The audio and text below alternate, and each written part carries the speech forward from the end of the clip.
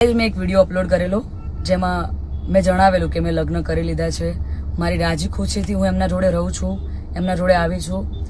છતાં પણ અમુક લોકોએ સોશિયલ મીડિયામાં વિરોધ કરવાનું ચાલુ કર્યું છે, ધમકીઓ આપવાનું ચાલુ કર્યું છે, મારી નાખીશું, ઉપાડી જઈશું. બરાબર? તો મને એ નથી સમજાતું કે જ્યાં સુધી હું સમાજનું નામ રોશન કરી રહી છું, જ્યાં સુધી હું મારા ઘરે પૈસા કમાઈ રહી છું, જ્યાં સુધી હું એમના માટે કંઈક કરી રહી છું, ત્યાં સુધી હું બધાને સારી લાગુ છું. જ્યારે મેં મારી લાઈફ માટે એક ડિસિઝન લીધું છે એમાં હું ખોટી થઈ જાઉં છું, ખરાબ થઈ જાઉં છું. બરાબર?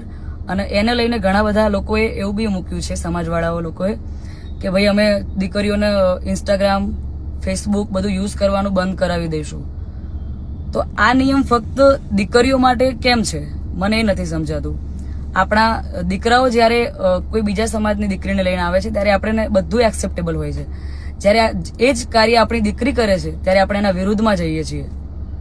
તો મને એવું લાગે છે કે અત્યારે તમે એકતા કરી રહ્યા છો, બહુ સારી વાત છે કે સમાજ એકતા કરે છે, પણ તમે લડવામાં નહીં, સમજવામાં એકતા કરશો તો વધારે સારું રહેશે. બાકી તો હું કાયદાકીય પગલાં લેવાની જ છું.